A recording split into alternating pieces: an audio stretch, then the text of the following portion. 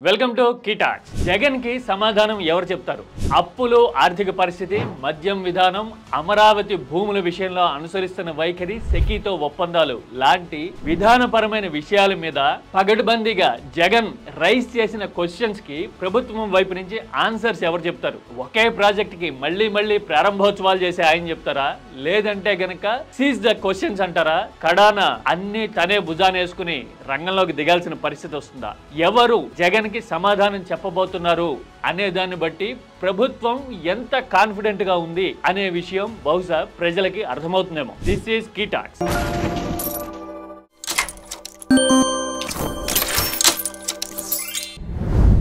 ప్రభుత్వాలు జీవోలు ఎంత పగడ్బందీగా తయారు చేస్తాయో అంతకంటే ఎక్కువ వర్కౌట్తో, ఎక్కువ ఇన్ఫర్మేషన్తో, కాన్స్టిట్యూషనల్ ఆస్పెక్ట్స్తో, డాక్యుమెంటేషన్తో జగన్ ఏపీకి సంబంధించిన అంశాల మీద విస్తృతంగా మాట్లాడడం అనేది రాష్ట్రం మొత్తం చూసింది. వైసీపీ మీద, తన మీద చేస్తున్న మద్యం ఆరోపణల విషయంలో మాత్రమే కాదు, అమరావతి భూముల విషయంలోనూ, ఆర్థిక పరిస్థితి విషయంలోనూ, అప్పులు, ఒప్పందాల విషయంలో కూడా జగన్ కొన్ని ప్రశ్నలు రైజ్ చేశారు. నిజానికి ఇవి ఏవి మంత్రుల స్థాయిలో మాట్లాడే విషయాలు కానే కావు. ఎందుకు అంటే ఓవరాల్ గా బాధ్యత తీసుకుంటున్న వాళ్ళు, ఫోకస్ అవుతున్న వాళ్ళు మాత్రమే విధానపరమైన విషయాలపై మాట్లాడగలరు. రాజకీయ ప్రత్యర్థి జగన్ రైజ్ చేస్తున్న క్వశ్చన్స్ కున్న గ్రావిటీ ఏంటో కూటమికి, మరీ ముఖ్యంగా చంద్రబాబుకి ఆల్రెడీ తెలుసు. మరి ఎవరు రియాక్ట్ అవుతారు? నిజానికి ఎవరన్నా రియాక్ట్ అవ్వడానికంటే ముందు ఆంధ్రజ్యోతి రంగంలోకి దిగింది అనే విషయం మనకి అర్థమైపోతుంది. నిజానికి ఆంధ్రజ్యోతి రంగంలోకి దిగితే వాడు కళ్ళద్దాలు తీసాడంటే చాలా డేంజరు, మనక కాదు వాడికే. ఇలాగే ఉంటుంది ఎప్పుడు సీన్. ఈనాడు జగన్ అరెస్ట్ మీద చేసిన కామెంట్లు మాత్రమే హైలైట్ చేస్తే, ఆంధ్రజ్యోతి మిగతా అంశాలకి సమాధానం చెప్పడానికి ట్రై చేసి మద్యం విధానం మీద కొత్త ప్రశ్నలకి ఆస్కారం ఇచ్చినట్టుగా కనిపిస్తుంది. కావాలంటే మీరు ఒక్క పాయింట్ చూడండి.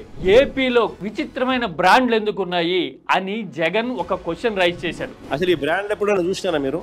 సుమో అంట, కేరళ మాల్ట్ అంట ఎప్పుడైనా చూసినారా? షార్ట్ విస్కీ అంటే ఎప్పుడైనా చూసినారా? బెంగళూరు విస్కీ అంటే ఎప్పుడైనా చూసినారా? మళ్ళీ పక్కనే బాగుంటుందని మళ్ళీ బెంగళూరు బ్రాంతి ఎప్పుడైనా చూసినారా? ఆ ప్రశ్నకి ఆంధ్రజ్యోతి సమాధానం చూడండి. అవన్నీ ప్రఖ్యాత కంపెనీల ఉత్పత్తులే అని ఆంధ్రజ్యోతి చెప్తోంది. అంతేగాని ఆ బ్రాండ్లేవి అమ్మడం లేదు అని చెప్పలేదు. అలాగే ఆ బ్రాండ్లేవి చంద్రబాబు హయాంలో వచ్చినవి కాదు అని కూడా ఆంధ్రజ్యోతి చెప్పలా. అవన్నీ ప్రఖ్యాత కంపెనీల ఉత్పత్తులే అని సమర్థించడానికి ట్రై చేసింది. అయితే ఇక్కడ కామన్ మ్యాన్ కి ఒక క్వశ్చన్ వస్తుంది. మద్యం తాగేవాడికైనా, తాగిన వాడికైనా కానీ అవన్నీ ప్రఖ్యాత కంపెనీలే తయారు చేస్తే, మరి ఆ సోకాల్డ్ ప్రఖ్యాత కంపెనీలు సేమ్ బ్రాండ్లు హైదరాబాద్ లో ఎందుకు అమ్మట్లేదు? తెలంగాణలో ఎందుకు లేవు?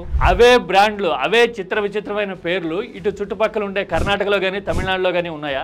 ఏపీలో మాత్రమే ఎందుకున్నాయి? అది కదా పాయింట్.